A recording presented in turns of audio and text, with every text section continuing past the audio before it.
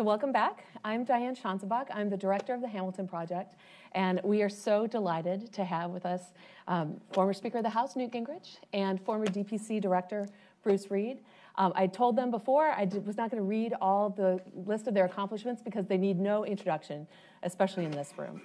So we're delighted to have you. I was hoping that we could start out with a couple of questions about the history. I know you're a historian by training. We had a lot of academics up here today. So if we could start talking a little bit about the history, and then some more about the politics, and then I hope you'll wonk out with me and we could talk some real policy details going forward. So I wanted to start off, I was a young White House staffer when the Welfare Reform Bill was signed. And so I feel like the last 20 years of my career has been just trying to understand what was happening then, because I didn't really understand it at the time.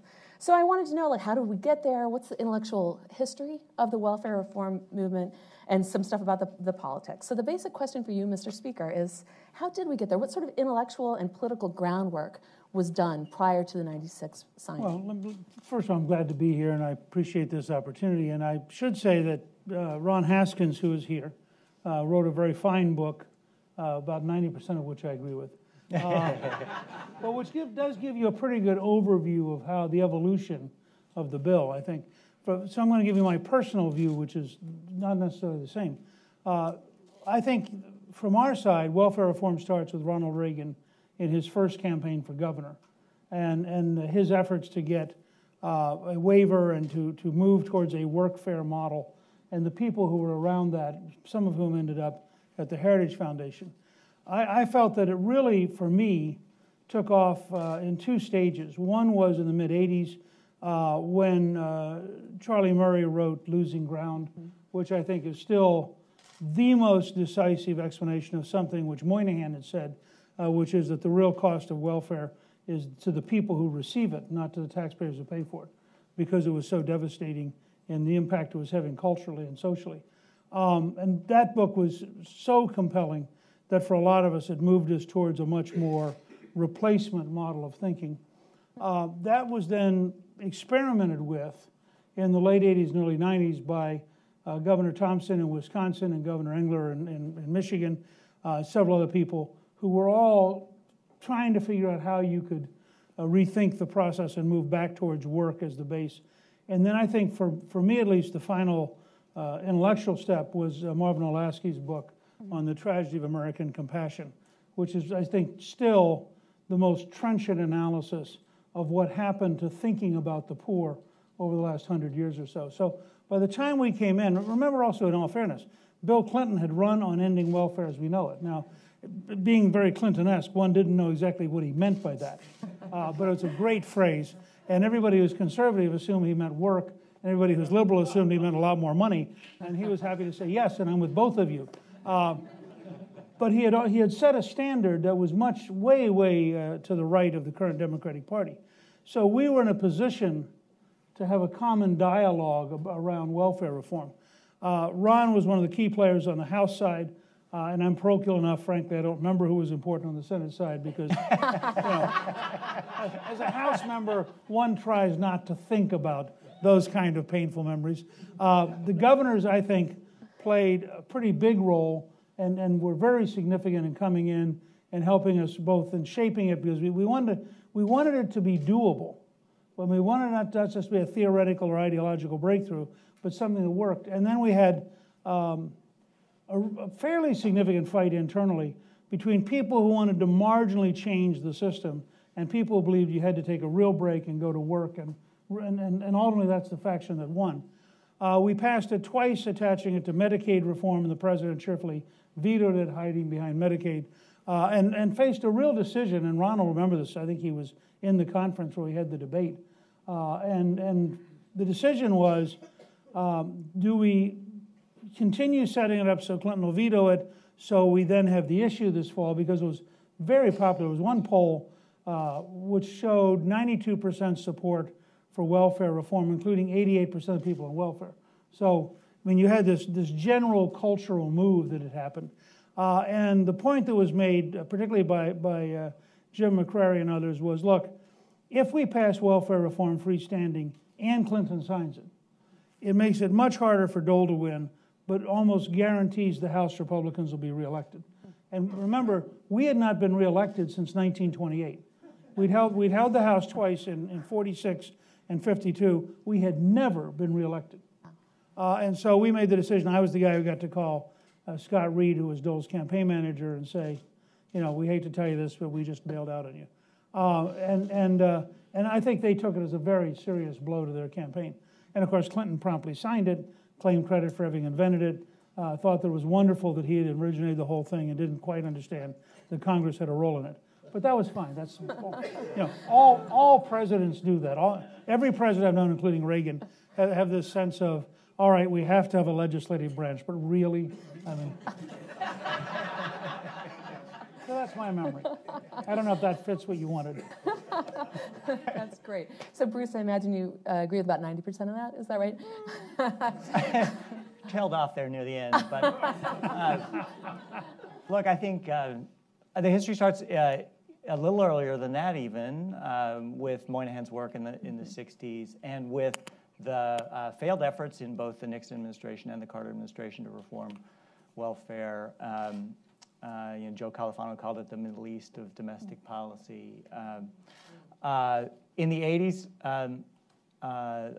governors across the country began experimenting, and that led to the Family Support Act in 1988, which was a step in the right direction, but kind of I think most of us felt that it was missing the central part of what would make welfare reform work, which is real work requirements. So Clinton had built his career around it in Arkansas. He'd spent more time in welfare offices than certainly than any other president, and came from a poor state and understood what a difference it would make. It became the centerpiece of his campaign, in part because by that point, and I think you would agree with this, welfare had become a symbol of everything that was wrong with government and politics. As far as government goes, it was good intentions gone wrong. And as far as politics goes, there'd been more division and demagoguery and less real action and progress on this issue than just about any other. And as we saw from even before the beginning of that campaign, the people who were angriest about the welfare system were the people trapped on it. So it was, certainly went against democratic orthodoxy to take the strong stand that he did. But I think he recognized that that our politics needed dramatic change, and that this was a risk well worth taking, and that really we could build a social contract around work. I mean, the first thing he did when he came to office was expand the EITC, which was had been a bipartisan idea, at least until that particular year. And I think he firmly believed that if you asked people to go to work and you rewarded them for going to work and you made work pay better than welfare, then they would. So the period that the speaker talked about in 95 and 96, I don't think any of us who lived through it would get particularly nostalgic about the tenor of American political life during that time. But it was, I think it demonstrates that bold promises are harder to keep, but also harder to stop. And the American people got behind it. The experts all told us that it couldn't work. They said that that people wouldn't go to work, that they wouldn't look for work, that employers wouldn't hire them or keep them if they found work, that the welfare offices couldn't help them find work. And I think the experts were proven wrong by the people on welfare who left for work after it was signed. A follow-up question. Well, one, I wanted to make sure, did you write this other soundbite of his on the best anti-poverty program is still a job? I thought that was a great Clinton line. I'm not sure that was even original to Bill Clinton. I think he claims credit. But that was the centerpiece of our philosophy, that work is the best ticket out of poverty. If we can't do something about the decline in marriage, it may be the only ticket out of poverty. But we certainly have to do everything we can to support people who want to work and to help the working poor to make it into the middle class. So as much as I'm dying to get onto wonkery, I do want to talk a little bit more about the politics. So first for you, Bruce, there were some real problems with the final bill that he signed. I know he vetoed a couple first, such as the devastating cuts against legal immigrants. Why did he choose that one to sign? The first bill that he vetoed was part of the bill that block granted Medicaid and shut down the government. I will say, in the Speaker's defense, I was in my second tour of duty at the White House these past couple of years. Congress had to invent a 3-week CR because they realized that they needed the first 2 weeks, or they would need at least 2 weeks to pass the second CR after they failed to reach agreement. And with Newt, you always knew that if he shut the government down, he had the votes and he did it on purpose.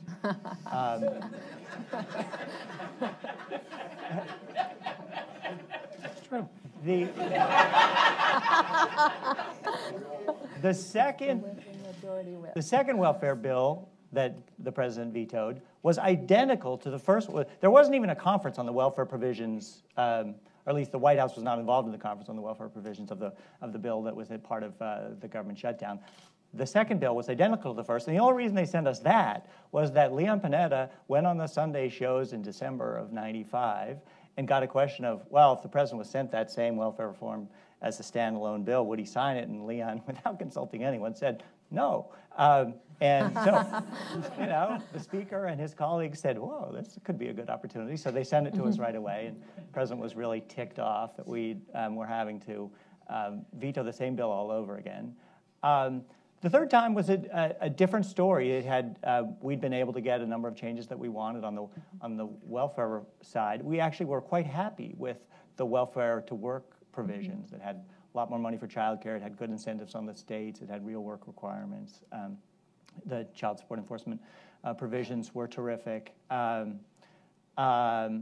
poison pills instead were totally unrelated to welfare, and that's what made it such a painful decision for the president.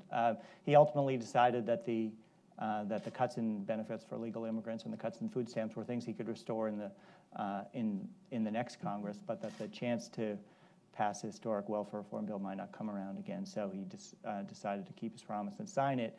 And sure enough, in the next couple of years, was able to restore most of those cuts. So I guess the next question on this politics angle is for the Speaker, or for both of you. But so being here in D.C. now, it does seem like not a lot is getting done. And it seems, things seemed different 20 years ago. So I guess that's a question. Was it easier to work together back then? Is it still possible to get big things done in Congress? Or? Oh, my guess is that the next president will get far more done because of part of just style. I mean, point that Bruce made, which is Bill Clinton had been governor of a small southern state who had to deal with a legislature, and he was just used to it. I mean, much harder than welfare reform was the Balanced Budget Act, which was enormous. And I think we once figured out we'd spent 35 days, part or all of 35 days, negotiating face to face. Well, you do that, and we also had the great advantage that Clinton and I were both policy wonks. And it was like being in a graduate seminar. We both BS constantly. It was just unbelievable. But out of that, you began to see, oh, well, we could do this, or let's go try that out. And you get the flexibility to sort things out. And when you have somebody who tries to govern at a distance from the Congress, it's very hard for them to get things done. So I think either of the current candidates will have an opportunity. We'll see if they take it. But either one will have an opportunity starting the week after the election to create a different tone. And it's a very simple first step. Whichever side wins the presidency should figure out an excuse to invite the other side in Congress to meet as early as possible. Not just the leadership, everybody. I mean, to break through and say, look, let's see if we can't set a totally different tenor for the next 4 years. And a lot of it's, people underestimate, I think, how really human politics is, including the legislative process and what have you. And if you're attuned to that, I mean, it's very important to distinguish between people who like the people and people who like people. And Bill Clinton likes people. And that makes it much easier to deal with him because now you're talking and he can't help himself. he has to get engaged. And now you can get something done. I agree with all that. Look, I don't think the times were that different. Maybe the makeup of the respective caucuses was a little bit different, but in general, I think the speaker is right that there's an underappreciated divide in this town between those who see politics as a quest for power and those who see it as a contest of ideas. As bitter as it was in the mid-'90s, it was definitely a contest of ideas. It was his contract versus ours. That's an exciting thing to be part of. I actually think that one lesson of welfare reform and the balanced budget agreement, for that matter, is that it may be easier to get bipartisan agreement with big, bold ideas than with timid, small ones. That honorable compromise is easier when both sides can walk away with something big that they believe in, even if they have to accept something else from the other side. And that in that kind of agreement, you're likely to get better outcomes because both sides will push their best ideas to the front and drop the ones that were there just to keep their bases happy. Last question, or direct question on politics anyway. The AEI just came out with a nice opinions survey that said that most people think that people should work for welfare benefits. I think that was probably true 20 years ago. And the broad question is, how have the politics around poverty, work, welfare reform, how are they the same as 20 years ago, and how are they different? Well, from my side, I would say, first of all, we tend to forget that the piece we were reforming is only one portion of this enormous mound. I think there are 187 different entitlement programs and bureaucracies, and many of them now dwarf the traditional welfare program. So if you look at the size of disabilities, you look at the size of EITC, et cetera. So I think in that sense, it's like a lot of things that have happened to us in the last 20 years. It's a little bit like trying to describe, quote, the Middle East, and realizing all of a sudden that there are a dozen different countries, and in some of the countries there are 35 different factions. So the total permutations of the region are 695. I made that up. Don't fact check me on this. But I'm trying to make a point that's artistic, which is the system has now become so cumbersome and so screwed up. And I'll give you an example that Rob Portman, who's given some 20 speeches on opioid addiction. I'm working on a project on opioid recovery with Patrick Kennedy and Van Jones, and I was talking to Rob about this, and he said I had to read a book called Dreamland, which I am urging all of you to look at, by a reporter named Sam Quinones. Quinones takes Mexican heroin and OxyContin and weaves together the last 20 years in a way I would never have dreamed of. I mean, it's a mind-blowing book.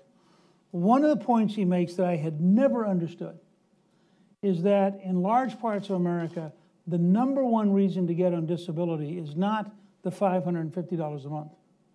It's the Medicaid card. Because if you get the Medicaid card and you can find 5 doctors who are crooks, they will prescribe enough drugs that you can then sell the drugs, which then feeds into how do you turn that into cash? And the answer is you steal from Walmart. And he has this entire model of activities. You lost me the last bit. How? Okay, I've now got a drug. I want to sell you the drug. You're poor. You don't have any money. Okay. But if you'll go get me a microwave, okay, I will give you 50% of the Walmart value. Okay.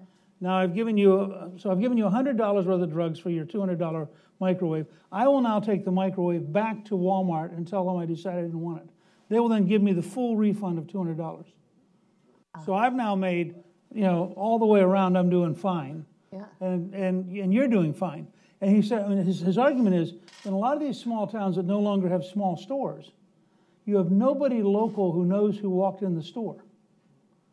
And so you just go in and boost everything you want because Walmart has no mechanisms for identifying people who are, it's a fascinating book. My point is just, that's an entire ecosystem that virtually nobody in this city knows about. Wow. And it turned out ultimately that the heroin that came in from a very small community and came in based on dominoes. So you're an addict, you get a phone number, you call the phone number, they tell you they'll meet you at the McDonald's, and they have guys driving around town delivering heroin all day, and they drop the price below the cost of a pack of Marlboros. So now you start an OxyContin, but you can't afford it anymore. You can now switch over to heroin because it's dramatically cheper. Well, what do you do whole about this? Well, my only point, I don't have a solution yet. My point to you is this is where we're different from welfare reform, and I agree with you, which in many ways starts with Moynihan and the Nixon White House. We haven't even begun to identify the ecosystems we have to fix. We don't understand all these relationships. And so if you come rushing in and say, I want to take care of, entitlement number 17, you have no idea what the permutations of that are right now. Because we don't intellectually have the capacity, we don't have the initial investment to understand the system that we need to think about reforming. So if we were to commission a new Moynihan report today, it would cover this? What else would you have it cover? Is that what we need? What I'd have it do is very simple. Yeah. And it's a variation on Hernando de Soto's The Other Path, which he wrote based on having his graduate students go out into Lima and talk to real people. And what he discovered was that, for example, 99% of the buses in Lima were not licensed because the licenses were too hard to get and took too long and the bureaucracy was too screwed up. Now, since the buses were not licensed and the policeman rode the bus to work, if the bus got in a wreck, they had unofficial courts to adjudicate equity claims because they couldn't afford to take the bus to real court or the court would impound the bus because it didn't have a license. And he just had his students go out and go through layer after layer of life. The first thing I'd say if you want to do a commission is get people out of this city, send them to about 25 different places, tell them to imagine that they were detectives in a detective story, and start with person A, and just listen to everybody and go to everybody they mention, and then when you get done, put it in a mound and try to figure out what the hell it means. But nobody, in my judgment, nobody today who's in a position of public office has any clue how dense and complex, because what's happened is, and I don't want to get into, if you think in economic terms, so I can use a term that I hope people won't get mad about, people who are in the bottom fifth of American life aren't stupid. And they have adjusted to the governmental infrastructures in which they have to operate. And they've gotten very good. My mother-in-law has a friend in a very small town in Wisconsin who has figured every angle technically of getting on and off disability, unemployment, and 2 or 3 other things. And her annual schedule is to optimize her income by doing each thing exactly the optimal length of time. And she has spent, if she'd ever done this as owning a small business, she'd be a millionaire. But she has developed a model, which is not stupid, to optimize her capacity to live off the taxpayer. You want to add anything? I'm having this amazing flashback during the second. Oh no. No, during the second government shutdown, right after Christmas, we were all gathered in the cabinet room, and the president and the speaker were sitting on the same side of the table with Bob Dole in between, and we started talking about welfare reform, and the president and the speaker started bouncing ideas off each other about what they could do to reduce poverty, and have you read this book, and have you read that book, and it went on for, it seemed like hours, and Bob Dole sat there the whole time thinking, haven't I suffered for my country enough? That's very good and true. Great segue into the wonky time. Okay. By the way, and Clinton and I both felt no. You need to suffer more. We're not done talking. So I want to ask a series of questions about what we've learned over the last 20 years about what it means to have a social contract built around work, because that's really what 96 shifted us into. And so maybe the first question is, there are a couple of, so we've had this whole day's worth of conference where we've learned a lot about what's gone well with welfare reform and the challenges that we still need to face. And there's a lot, I would say, that has gone quite well, but many challenges still to be faced. So one of those challenges faced is, the structure of the block grant, right? Was we fixed this level in 1996, in nominal terms, and so it's eroded in real terms, and then also the population has shifted, right? And so places that had relatively small block grants back in the day have much bigger populations of the poor today, and so that sort of adds some friction to this. So as I think about some of the challenges that we faced over the last 20 years, one I would call, the cyclical problem. You're aware that we had this Great Recession, right? And the block grant did not respond at all to that. So there wasn't any more money, although there were lots more poor people. Basically, the question is, what should we be doing differently, if anything, when we have a recession like that? Do you feel comfortable with how the block grant was set up, so that it's just flat during that, or should we be doing something different? I feel better about the block grant than I do about how the states are handling it at the moment. I don't think it's fundamentally a problem with the block grant, because you have to remember there was a reason why Bill Clinton was vehemently opposed to a Medicaid block grant and not so concerned about an AFTC block grant. A Medicaid block grant threw all that money up for grabs in the state legislature, where the nursing home lobby would come in and grab it for seniors, and there'd be nothing left over for poor kids. On welfare, states were already able to set levels of benefits wherever they wanted to. So the downside risk was not nearly as great as some people thought. I think what's been disappointing over the last 20 years is that in the first decade there was an awful lot of there was pressure on the states to perform, to move people from welfare to work. There was a lot of success at it. There was focus on it. There were still several governors who'd been involved in the creation of it, who wanted to see it through. In the last decade, I think there's been much less of it. And they have smaller caseloads. It's a less pressing problem.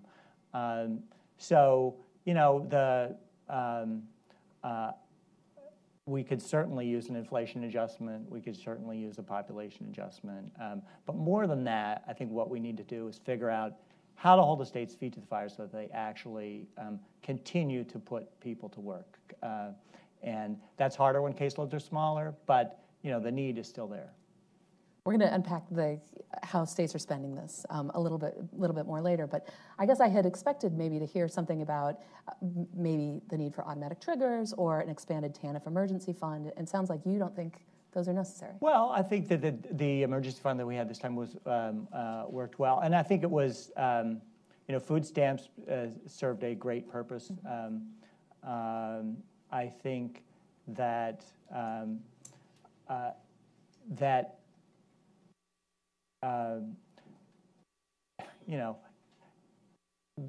if we assume that for the next 20 years we're going to have a paralyzed national government that can never pass a reauthorization of TANF, then maybe we ought to do something now to prepare for that effect. But I think the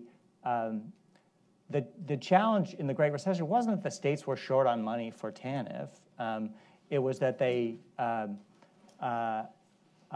weren't doing much with it to begin with. You want to add anything? No. Okay. Interesting. Well, the other sort of trend problem that I would say is we've had really stagnant wage growth, especially for people with low skill. Exactly the people that we saw, because of some combination of welfare reform and expanded EITC, move into the labor market. And to be sure, that has been a great success. We saw a lot of people move from welfare into work. But they've essentially seen no real wage growth in the last 20 years. Should we be doing something more, probably not with TANF money, but just in general with policy, to help people deal with the fact that there's been no real wage growth? Or what can we do? Well, let me take a bite at that. I think if somebody asked me to design the next layer of reform, I'll go back to what I said a while ago, which is I wouldn't reform TANF. No. I would start by trying to understand both the ecosystem within which it operates and to understand that this is a motion picture, not a Polaroid picture. That to your point, you want to get somebody in the habit of work, and then you want to get them the skills to do better work, and then you want to get them the networking to get a better job. So the goal has to be to figure out a way that people get on escalators where over a 5, 10, 15-year period, they rise out of poverty and they actually begin to enter the lower middle class or the middle class, depending on how hard they work and how lucky they are and where they live. But a lot of those things can be done. We don't think holistically about all the pieces.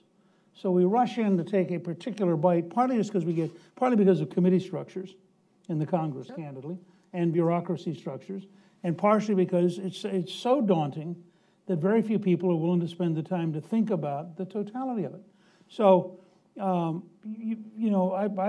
really think, by the way, this is a very deep crisis of the whole system. I mean, I think you can take Charlotte. I just did a Facebook Live at noon today about this.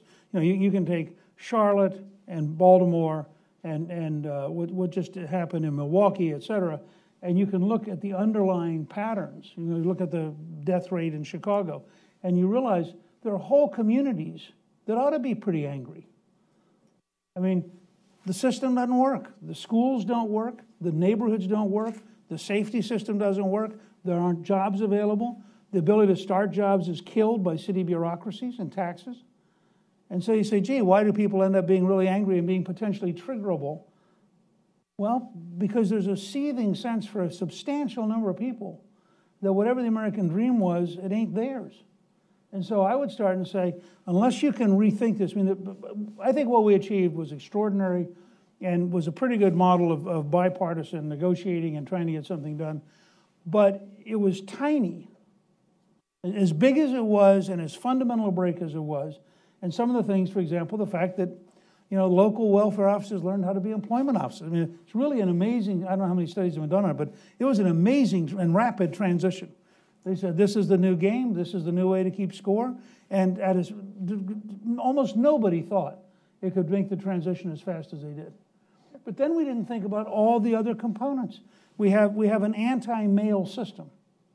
And by the way, we compound it because while we may have thought we were doing the right thing on requiring fathers to pay for their children, the truth is if you're in prison, by the time you get out of prison, the amount of buildup of what you owe is so great that it's hopeless. And we haven't thought through these kind of permutations. And that's why, whether it's Brookings or whoever could do it, some system that's big enough to actually try to put the whole thing together and realize this is an ecosystem, that there are linkage points here, and if you're going to change A, you better know what it means for X. Because if you don't know what it means for X, you could do extraordinary damage over here, while with the best of intention, you get a great press conference here. You just gave us the next 2 months' worth of lunch conversations. That's great. Thanks. And that's a lot to think about. Did you want to add? Sure. 2 points. First, I think there's much that we need to do and think about doing outside of welfare to deal with the pressures that you're talking about, the downward pressures on wages, that the returns to labor have not nearly kept up with the returns to capital in recent years, and we need to. That's only going to continue if automation and innovation can continue with the pace that they are doing. We need to figure out ways to make more workers owners so that they can keep. There are some concrete things that we can do for low-income workers as well. More child care is a way to lower their costs, if not raise their wages. Obviously, minimum wage is one way. Expanding the EITC is another. And I do think that even if we can't solve the whole problem, the next big set of unfinished business is with low-income men. It is with fathers. That's the piece that we did what we could, but we haven't done nearly enough to expand work and expand opportunity and demand more responsibility. And I would add, especially for formerly incarcerated individuals, and that is an area that we really need to be thinking a lot more about. Just a little bit more about how states have been spending their block grant. You started to allude to this earlier, and I tried to put you off. Another line from the president's speech when he signed the welfare reform bill was that the states asked for this responsibility. Now they have to shoulder it and not run away from it. Everybody thinks, I think they did some great work in those early, decade or so. But over time, the state's policies have dramatically shifted. So today, only about half of the block grant on average, is spent on what's called core activities, which is cash assistance, childcare, and work-related activities and supports. On average, only 8% of the block grant is spent on work-related activities and supports. In addition, there's a lot of cross-state variation in how states are spending their TANF fund. And for example, the state of Georgia only spends 15% of their TANF funds on those 3 core areas. So I think there's evidence that states are kind of using this as a slush fund. So they you take the block grant and use it to supplant money that they were spending from their regular budgets, and then spend that other money in other places. So I guess the question is, did you anticipate that this would happen? Do you agree that this is happening? What do you think about how the block grant has played out in practice? I'd say they should be spending more on work. I wouldn't necessarily call it a slush fund. It's not. It's part of why they're spending less on TANFs. Their caseloads are way down, so they're spending it on other things. We can argue about whether that's the best use of that money. I do think there has been very little innovation, experimentation in new ways to get people to work. I'd love to see. Speaker might disagree with this. I'd love to see more subsidized private sector employment that states were doing. I'd love to see more state EITCs. I think that this isn't just a welfare reform problem. This is true on a lot of issues where the laboratories of democracy aren't as active as they were in the 90s, in the 80s. Maybe that's a response to their own political problems, polarization.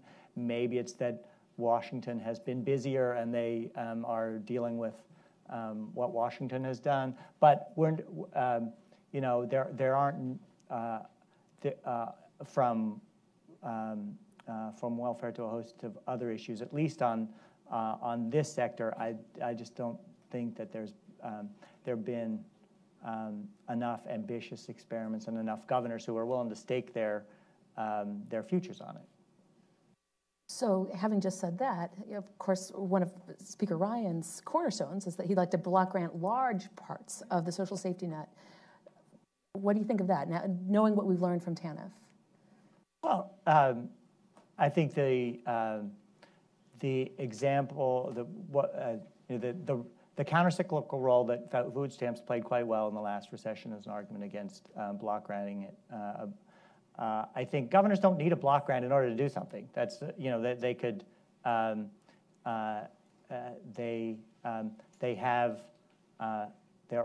they already have a lot of funds that they could be doing more with. They have the capacity to raise other funds or reprioritize other funds. And I don't think that it is. One of the great things about welfare reform was that it ended the finger-pointing match between states and localities and the federal government about who was responsible for people on welfare and whose fault it was that it wasn't working. We made it very clear that the responsibility was first and foremost the states, that the feds would watch over it, that the feds would provide money. And I think that's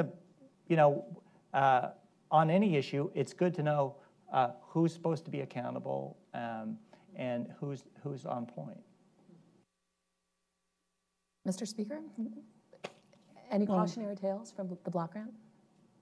I mean, I think part of the reason we designed the block grant the way we did is we assumed the states would at times be capricious.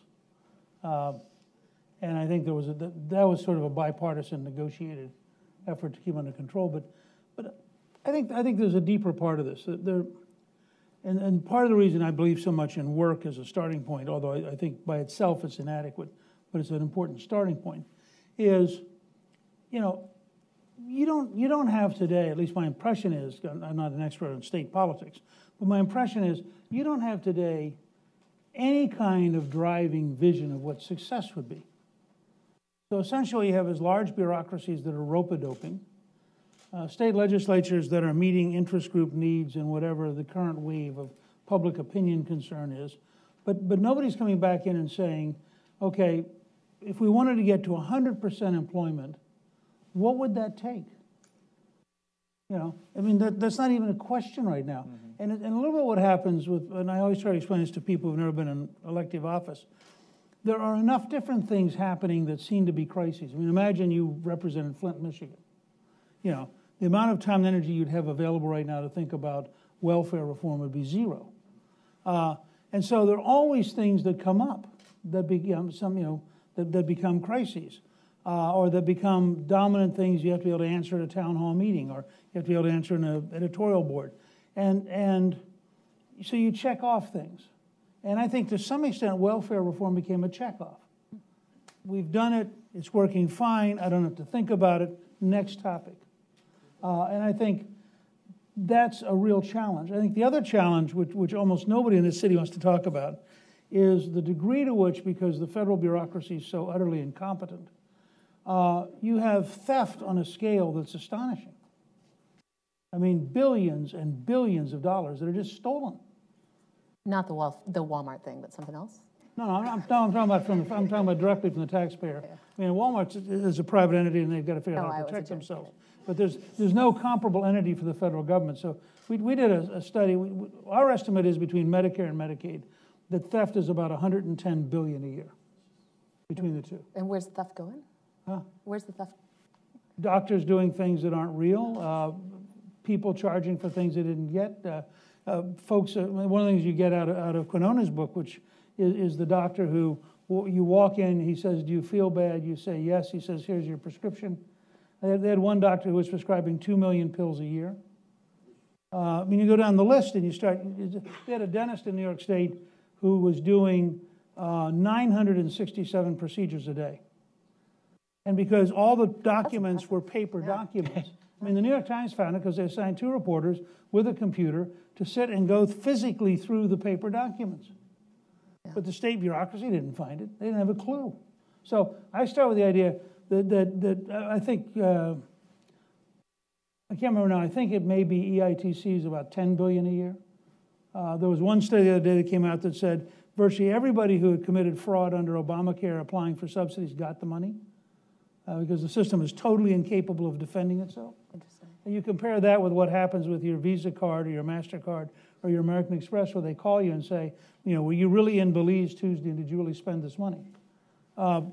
Utterly different model. So part of the thing that a responsible Washington would do is you ask yourself, how much do you have to thoroughly modernize the information systems so that you know accurately who needs what, that they're getting it, and the people who don't need it aren't getting it.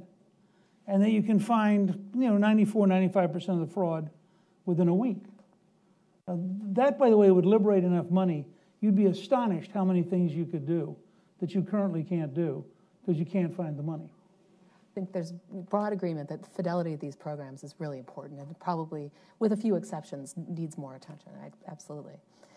Something else we talked about today, just sort of changing gears a little bit, shifting gears, is that the research has really revealed quite a different distribution of impacts. And so I want to ask about your concern about the very poor, but I do want to first state that the majority of people who were exposed to welfare reform became gainfully employed. If we tried to break it up, we'd probably say 3/4 were success stories, 1/4. I don't think we have strong numbers on this, but approximately something like that. But the 1/4 that are left behind have really, strong barriers to work, shall we say, right? So the data indicates that a large share suffer from substance abuse or mental health problems, but there are many, many children in these households. So the question is, and I think the consensus was that the TANF program and the social safety net right now is essentially failing them. What more should we be doing for them? Is there a way to reach out, or are those just collateral damage? Well, I think that, one of the reasons that the bill was designed the way it is that at the time we started this work, welfare caseloads were at a record high, states were overwhelmed, local offices couldn't handle, a caseload of 15 million. They didn't have any way to differentiate between people who needed a lot of help and people who were just down on their luck for a short period of time. We anticipated that states would need to make special provisions for about 20%. I don't know if that's exactly how it's turned out.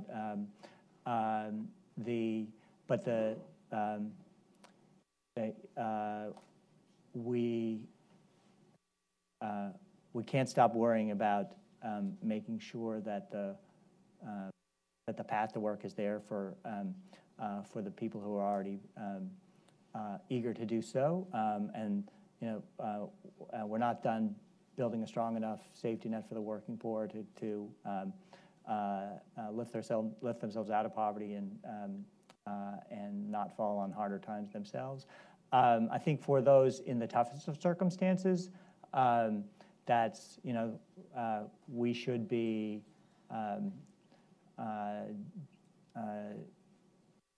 doing more state pilots, trying more new answers, and figuring out whether the barriers are insurmountable or whether there's there are assistance or treatment that can get them there. I spend a lot of time down the street on a project about the future of work. One of the exciting things about the changing nature of the workforce, there are plenty of somewhat frightening aspects, but one exciting aspect of it is that the barriers to entry of work are getting lower and lower. And we are in a position where certain types of work could become available to just about anybody who is able to work. And so it becomes all the more important to make sure that we're doing everything we can to get people from the category of disabled, unable to work, to the category of giving it a shot. Mr. Speaker, these kids in these left-behind houses. Yeah, what? Just to remind you of the question: the kids in left-behind houses. No. Look, a couple things. First of all, you shouldn't see the '96 Act as the last dance. So let's say it only worked for 3/4 of the people who are on welfare. Well, that's a pretty good victory. Oh, absolutely. Okay, and then you ought to say, so now what do we do? Now we need a new welfare reform bill for the 1/4 who aren't met by that particular thing. Second, I would broaden your question in two ways. I'll just risk getting myself in trouble a little bit. We should eliminate, except for the most extraordinary circumstances, we should eliminate the concept of disabilities and replace it with the concept of capabilities. And we should, if you walk in and you're a 32-year-old truck driver with a bad lower back, we should then test you for all the things you could do and get you back into the game. I just was at a military event that had wounded warriors that had everything from PTSD to traumatic brain injury to amputations, et cetera.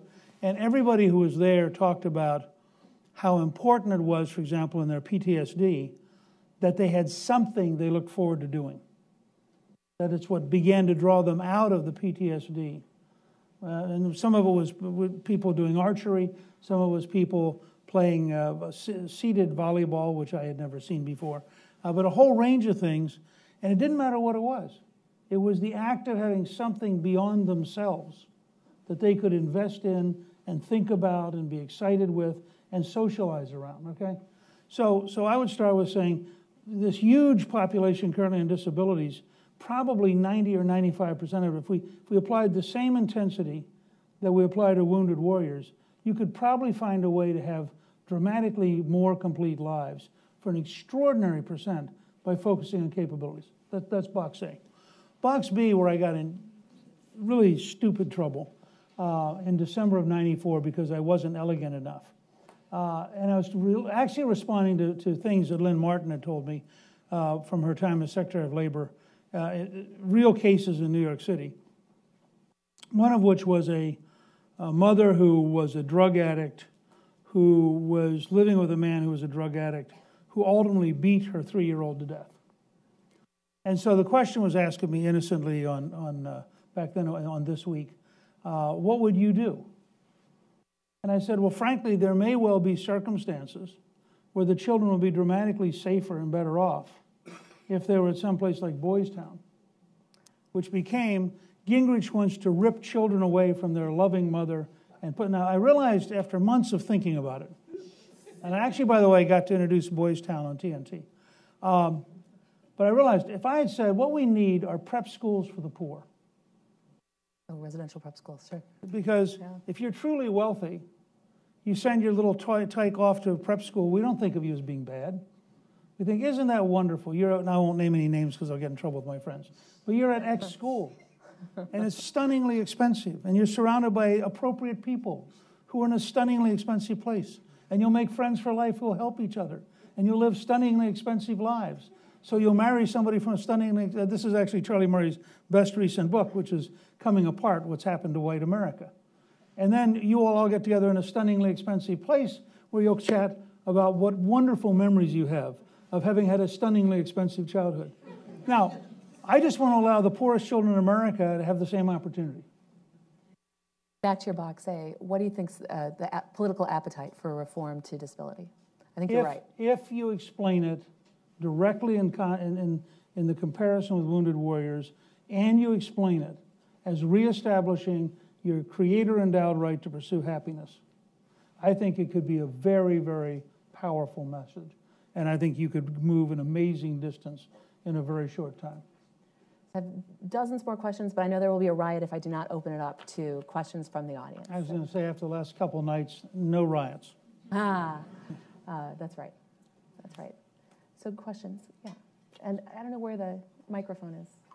Ron, where's the microphone? All right, well, why don't you just stand up and speak really loud? Oh, you do have to introduce yourself. Wade needs no introduction.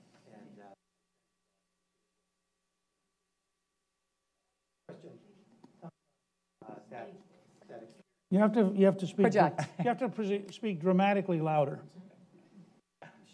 I can recap the question, too. So as you know, 3 of the 4 purposes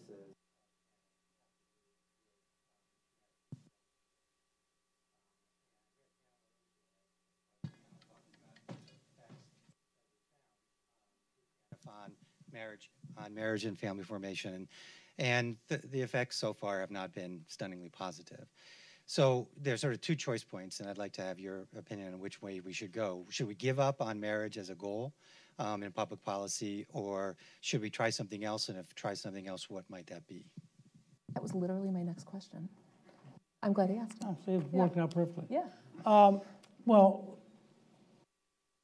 one, I think the weight of evidence is going to be greater and greater that young males growing up without larger males near them are real sources of trouble. And that in that sense, that having families that are broken up is in fact dangerous for the culture at large. 2, I was very struck that there's a book, some of you all know this book, I think it's called When Children Have Children. And it was by an African-American reporter at the Post who went to Leon Dash, who went to Bob Woodward and said, I want to do this. And Woodward said, okay, we'll support you doing it only if you move into the public housing project and spend 1.5 years. And it's worth your reading the introduction to the book, because Dash says, for the first 6 months, everybody lied to me. I mean, it's one of the things which most convinced me to never worry about sociological studies. Because there are no sociologists going to take a leave of absence to live in public housing for 1.5 years. And so they're all lied to. And he said every young woman who got pregnant knew how to get pregnant. Every one of them did it willingly and deliberately. None of them wanted to marry the guys who got them pregnant. And there was an entire system that had built up in a value structure that made perfect sense. It was a totally balanced system. And when you read that, and his argument is, you have to get through high school, and you have to know that there's a job available if you get through high school. The people will change their behavior dramatically if they believe there's a job. But they don't go to school to get middle-class approval by getting A's. They go to school for the purpose of work. And if they don't think there's a job at the end of the rainbow, they won't go, and then they won't have a job, and then they're caught in the system that we've invented. So it's a fascinating book. And again, one of those books was I talk about an ecosystem that you're trying to deal with. That's, I think, a significant contribution to rethinking all this. So it's not, and again, the other thing that we've seen in the entire planet is that with the liberation of women, I mean, the most dramatic drop in birth rates per female was South Korea, not China, which had one, but the South Korea, because it turned out South Korean women looked around, decided they weren't all that excited by South Korean men, they just quit having children. It was totally voluntary, profound. Nick Eberstadt's written a lot on this. I mean, changes around the planet are unbelievable. And none of us, there's no society today that's come to grips with how dramatic the change in the centrality of family is. Families play a totally different role for wealthy, educated people today than they ever have ever before in history. Unless you want to get in, I'm going to go to Ron. Now you get a microphone. Thank you. So how does your thinking about what you just said, how is it altered by the fact that today, when Moynihan wrote the Moynihan Report, 25% of African-American families were female-headed, and he called it a national crisis. Today, 40% of all children in the United States are born to unmarried parents. Much of that is cohabitation. Much of it is occurring among whites as well as blacks. And so the family dynamics, the undertone of which were true for minorities in 1965 are now true generally in the population. So today we have cohabiting families. Those cohabiting families don't last long. They break up. And then you have children exposed to those sorts of conditions whose parents were never married. So there's something fundamentally different about how we get to single parenting today, and how does that new dynamic in family formation, alter your way of thinking about what we should do? Well, I mean, first of all, I find it profoundly difficult. I used to work with Alvin Toffler, who wrote Future Shock and The Third Wave, and I think The Third Wave is the best popular introduction to what's happening around the planet of any book I know of. I've written back in '79. And Toffler's basic argument is that we're moving through a transition. His first wave was hunting and gathering to agriculture, second wave is agriculture to industry, third wave is industry to information. And his argument was this will change everything. It's going to change the structure of families, changes the nature of education, changes your political system, changes the nature of jobs. And so far, he's been mostly right. I mean, you can find details that are wrong, but the general direction is right. And one of the points which Murray makes in Coming Apart, which is really a profound book, is you have these super zip codes where everybody can afford all sorts of behavior because they're rich.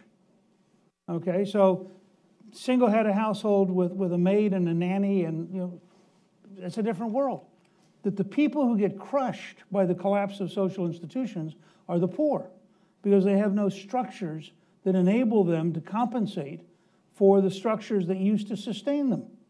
Now, what's happened, of course, is this is now, as you point out, it's migrating across. Well, I would suggest to you, nobody wants to connect, for example, the extraordinary opioid epidemic, which now kills more people than automobiles. First time since the rise of the modern automobile, it has been replaced as a killer.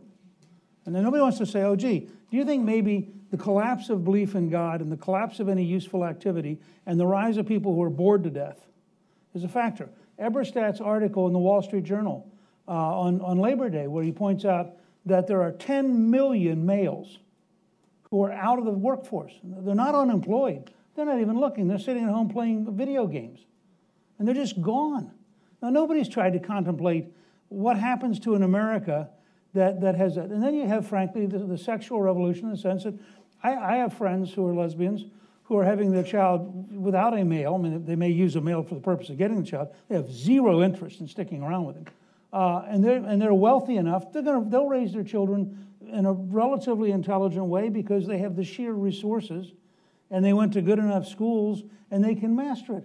That's not the life of a 14-year-old girl in poverty who gets pregnant and is abandoned. I mean, she doesn't have any of those tools. And what happens to her children can often be devastating. So I think we are in an era vastly more complex than our politicians or our news media understand, and that you really have to, and I don't have any glib, immediate answers. Can I just say one thing? You do what you can do. Look, over the last 25 years, one good social development is we've seen a stunning drop in teen pregnancy. We don't know to what degree welfare reform and the other changes that we made in the early 90s had played a role in that, but they didn't undermine it, and that's a good thing. I think we don't know and we probably shouldn't take it upon ourselves to assume that government could ever know how best to encourage two people to get married. But we do know that we have an awful lot of underemployed, unemployed, low-income males who have no access to work. If they're coming out of prison, they have almost no entry into the workforce. And I think we have to understand that work is about so much more than the money. It gives order and purpose and meaning and structure to lives that don't have it otherwise. And it'd be nice to have intact families of the sort that we had half a century ago, but we can't just will that. The one thing we can put our shoulders to the grindstone on is to make sure that, to the extent possible, work is available, work is open to those who need it, that we have a society that's built around that, because a kid growing up with two parents who are both doing okay, even if they're not together, is also better off than a kid with just one. So. I'm afraid that our time together has come to a close. Thank you so much, Speaker Gingrich.